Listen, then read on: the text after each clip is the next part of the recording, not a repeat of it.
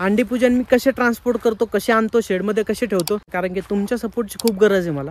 आपल्याला जे गव्हर्नमेंट आहे, जे सरकार आहे, हे पूर्णपणे हप्त्यावाईज किंवा 6 महिन्यावाईज किंवा 3 महिन्यावाईज हे पूर्णपणे हप्ते आपल्याला टाकत असतं। समजा 50,000चा झाला, 30,000चा झाला, त्यामध्ये जर मला आणखी भरपूर जण विचारताय की जर समजा आपण शेड वगैरे उभा करायचं तर ते कसं करू शकतो, त्यामध्ये एक गव्हर्नमेंटची एक वेबसाईट आहे। जर आपण एकच एकर ती लागवड केली तर त्यामध्ये आपण 100 अंडीपूजन घेऊ शकतो, पण 3 महिने आपल्याला त्यानंतर गॅप घ्यावा लागेल। आपण 12 महिन्यात 12 ही बॅच घेऊ शकतो। टोटल जरी नाही म्हटलं तर 5 एकर माझा तुतीचा लागवड आहे। 2-3 दिवसानंतर परत एक बॅच येणार आहे। नमस्कार, मी हरिओम, कसे आहात? सगळे चांगले असाल। पुन्हा एकदा स्वागत करतो आपल्या एका नवीन व्हिडिओमध्ये रेशीम उद्योगबद्दल। आता मी तुम्हाला डेली जे बेसिकवरती समजा इंस्टाग्रामला असेल किंवा यूट्यूबला असेल हे पूर्णपणे रेशीम उद्योगची माहिती सांगतोय, त्यासाठी हा व्हिडिओ पूर्णपणे बघा, कारण की हा व्हिडिओमध्ये पण मी तुम्हाला अशी भरपूर माहिती जी की देणार आहे। त्याआधी तुम्ही ही सगळा व्हिडिओ पूर्णपणे बघा, चॅनलला सबस्क्राईब करा जर नवीन असेल तर, कारण की महत्त्वाचं जर म्हटलं तर मी नवीन व्हिडिओ एक रेशीम उद्योगबद्दल तुमच्यासाठी घेऊन येत असतो।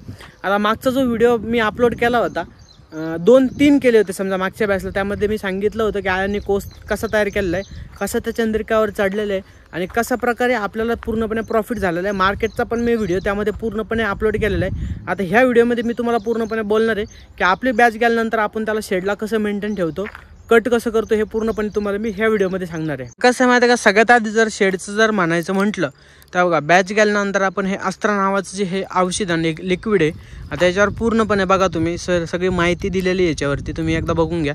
कारण की हे जे आपण मारतो ना, याला मारल्यानंतर जे समजा कीटकनाशक वगैरे असेल शेडमध्ये, हे पूर्णपणे ते ना मरून जात असते आणि याला पूर्णपणे जे शेड आहे ना हे पूर्णपणे असं बंद ठेवावं लागतं। जर हे बंद जर नसेल ठेवलं, याचं जर आपण पडदे वगैरे वरती केले, जे किडे वगैरे ते बाहेर जाते, आतमध्ये येते, त्यामुळे जे आतले जे पूर्णपणे ते पूर्णपणाला ते किडे जे हे औषध मारल्यानंतर मरून जातात।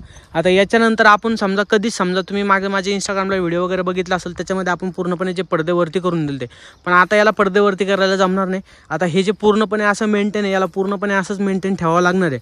आणि ह्याच्या बाहेरचे जे चंद्रिका आहे, चंद्रिकाचा उपयोग आपण ज्याला की कोस वेचायला केला होता, ह्या पूर्णपणे ज्या ह्या पांगून ठेवल्या होत्या। मी तुम्हाला मागच्या किंवा त्याच्या मागच्या व्हिडिओमध्ये पण सांगितलं असेल चंद्रिकाचा काय फायदा असतो म्हणून। आता याला आपण ब्लिचिंग पावडरमध्ये धुणार आहे। ब्लिचिंग पावडरमध्ये का धुणार आहे माहिती आहे का, ॲक्च्युअल मी तुम्हाला हे सांगतो।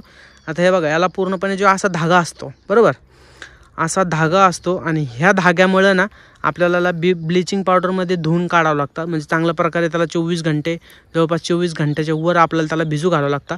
कारण की याला जर आपण भिजू घातलं, हे पूर्णपणे जेवढा कोस त्याच्यात अडकलेला आहे, कोणतं केमिकल असेल, खराब आळ्याचं वगैरे ज्या याच्यावरतीच मेल्या होत्या, यांचं पूर्णपणे त्या ब्लिचिंग पावडरमध्ये हे क्लीन निघून जात असतं। त्याच्यामुळे आपण याला असं गुंडळून ठेवलं आहे आणि असं गुंडळून ठेवल्यानंतर आपण त्याला आता हौदामध्ये, आपला तिकडं हौद आहे, त्या हौदामध्ये आपण त्याला जवळपास 24 ते 48 घंटे त्याला, म्हणजे 24 घंटे जवळपास जरी नाही म्हटलं, त्याला पूर्णपणे भिजून ठेवणार आहे। म्हणजे जेणेकरून त्याचे पूर्णपणे जेवढे कीटकनाशक वगैरे असेल तेवढे सगळे मरून जातील। आता राहायला मेन विषय जे की मला भरपूर जण म्हणताय शेडमध्ये गोबा वगैरे कर, फरची वगैरे कर, ती मी आता ही बॅच गेल्यानंतर पूर्णपणे करणार आहे। कारण की माझे लवकरच आता एक 2-3 दिवसानंतर परत एक बॅच येणार आहे, त्यामुळे म्हणतो चॅनलला सबस्क्राईब करा। आणि त्यामुळे मी गोबा वगैरे फरची वगैरे बसवली नाही, कारण की ते बसवायचं असेल तर त्याला जवळपास 4 ते 5 दिवसाचा टाईम लागतो। माझी लगेच एक बॅच आहे, त्याच्यामुळे ही मी बॅच गेल्यानंतर लगेच गोबा वगैरे टाकून घेणार आहे आणि दुसरी एक 100 किंवा 150 अंडीपूजनची बॅच घेणार आहे। कारण की माझं टोटल जरी नाही म्हटलं तर 5 एकर माझा तुतीचा लागवड आहे आणि ह्यामध्ये मी पूर्णपणे माझा रेशीम शेती करतोय। आता मी तुम्हाला एक सिंपल सांगतो बरं। आता मी मागच्या याच्यात तुम्हाला सांगितलं असेल, मी तुतीचा पाला वगैरे कट केलेला आहे। आता तुतीचा पाला हे बघा, तुम्ही ह्या प्लॉटमधला तुम्हाला दाखवतो, ह्या प्लॉटमधला मी सगळा तुतीचा पाला कट केलेला आहे। आता ह्यामध्ये कसं आहे माहिती आहे का, याला जवळपास जरी नाही म्हटलं तर एक 4 ते 5 दिवस झाले कट करून। आता हे बघा, ह्या खनपूट आपण कट केलेलं आहे, हे खनपूट आपण कट केलं, याच्या साईडला याला अशी ग्रोथ होती आहे, हे कट केलं, याच्या साईडला अशी ग्रोथ होती, म्हणजे 4 ते 5 दिवसात याची अशी ग्रोथ होती। आणि हे आपण पूर्णपणे ज्या काड्या आहे या सगळ्या इकडं उचलून टाकलेलं आहे। आता ह्या तर पूर्णपणे वाळून गेलेलं आहे, पण मी तुम्हाला एका व्हिडिओमध्ये सांगितलं होतं की याचंच रोप बनतं आणि आपण रोप याचीच लागवड करतो। आता हे पूर्णपणे आपण हे बॅचचा सगळा पाला वगैरे हे सगळा कट केला होता। आणि आणखी एक जर महत्त्वाचं जर म्हटलं तर मला एक जण बोलला होतं की तुतीचं पाला जो की 1 ते 1.5 महिन्यात वाढतो, तसं बिलकुल नाही आहे। कारण की सगळा जरी म्हटलं जवळपास तुतीचा पाला वाढायला 3 महिने लागते, 3 महिने। आता हे गणित समजून घ्या तुम्ही, एक बॅच गेल्यानंतर पूर्णपणे 3 महिना म्हणजे ह्याच प्लॉटमधलं जर तुम्हाला सांगितलं तर ह्या प्लॉटमधलं जवळपास आपल्याला 3-2.5 महिन्याच्या वरती पाला लागणार आहे. 2.5 महिन्याच्या वरती याच्यामुळे म्हणतोय तुम्हाला, कारण की एकदा पाला कट झाल्यानंतर जवळपास तो त्याचे 3 किंवा 4 कटिंग व्हायला पाहिजे. म्हणजे ह्या प्लॉटमधलं तुम्हाला जर माहिती असेल, आपण ह्याच्यातला नवीन लागवड केली होती, याच्यात नवीन लागवड केल्यानंतर आता सध्या याच्यातलं 1 कटिंग झालेली आहे. याच्यात जर आणखी 2 वेळेस जर कटिंग झाली तर हा पाला जवळपास नाही जरी म्हणून 2.5 ते पावणे 3 महिन्यामध्ये पूर्णपणे वाढणार आहे. म्हणजे नाही जरी म्हटलं तर 3 महिने याला पूर्णपणे ग्रोथ लागते पाला व्हायला. तेव्हाच आपण याचा पाला जो आहे हे सगळ्या आळ्यांना टाकू शकतो. म्हणून त्याही जर आणखी महत्त्वाचं म्हटलं तर मला भरपूर जण विचारताय की दादा आपण 12 महिन्यात म्हणजे 1 वर्षात पूर्णपणे किती बॅच घेऊ शकतो. तर ह्याचं गणित कसं आहे माहिती आहे का, आपण 12 महिन्यात 12ही बॅच घेऊ शकतो. माझं बोलण्यावर लक्ष द्या, आपण 12ही महिन्यात 12ही बॅच घेऊ शकतो. पण हे आपल्या पाल्यावरती डिपेंड आहे की आपण पाला वगैरे पूर्णपणे किती लावलेला आहे. आता माझा पूर्णपणे बघताय तुम्ही 5 एकर तुतीचा लागवड आहे माझी. तुतीचा एकरमध्ये माझ्या 5 एकरमध्ये लागवड आहे. तुम्ही बघत असाल इथं वरती पण हा प्लॉट आहे, इथं हा एक प्लॉट आहे, खाली एक प्लॉट आहे, हा लंबा प्लॉट आहे बरं, इकडचा लंबा प्लॉट आहे, इकडं पण एक प्लॉट आहे आणि ह्या जवळपास 1.5 एकरचा प्लॉट आहे.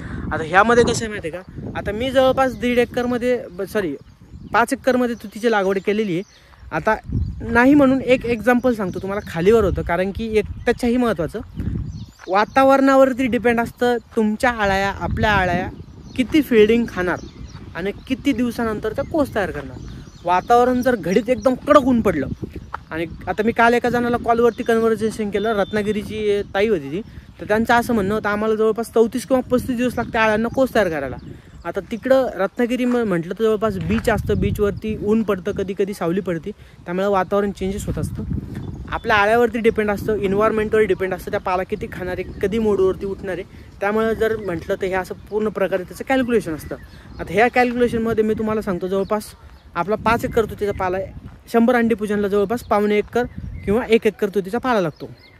कंटिन्यू मी म्हटलं तर प्रत्येक महिन्याला बॅच घेऊ शकतो 100 अंडी पूजनची. 100 अंडी पूजनच्या वर घेऊ शकत नाही, कारण की कसं आहे, आता समजा माझा 5 एकर तुतीची लागवड आहे, समजा हा 1 एकर धरा, हा 1 एकर, हा 1 एकर आणि तिथं 1 एकर आणि इथे 1 एकर.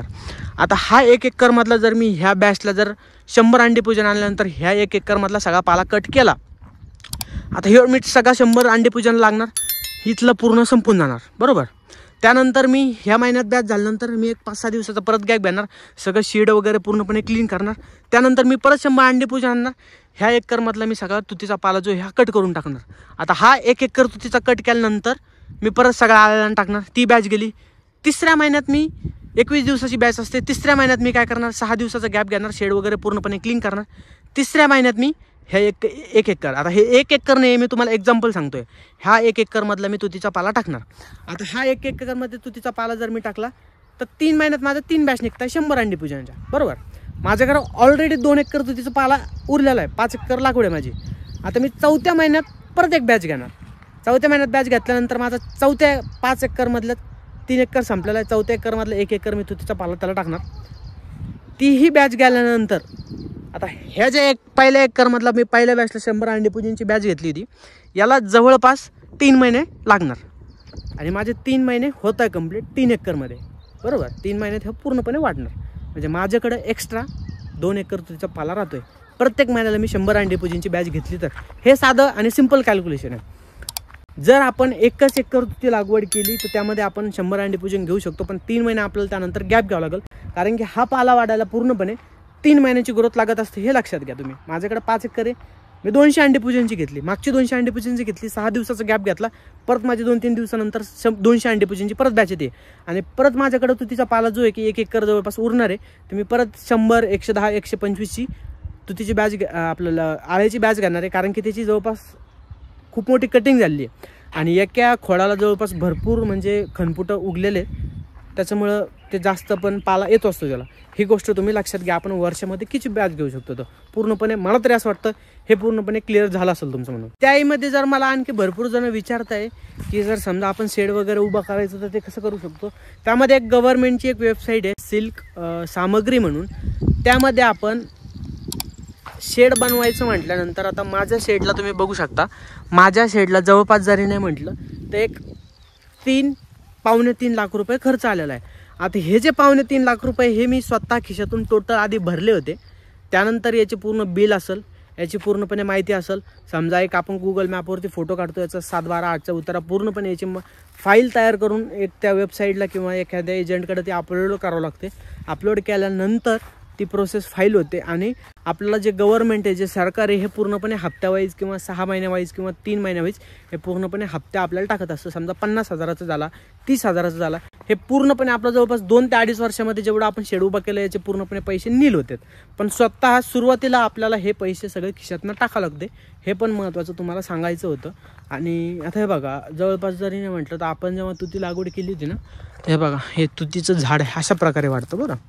हे लक्षात घ्या तुम्ही. त्याचं खोड बघा तुम्ही, एवढं मोठं खोड होत असतं त्याचं. याचा पाला आपण टाकू शकतो, पण आपण हटकून नाही टाकत आहे.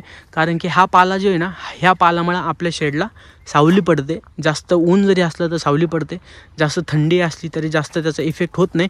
त्याच्यामुळे हे जे आपण आहे ना पूर्णपणे लागवड म्हणजे याची मोठीच राहून दिलेली आहे.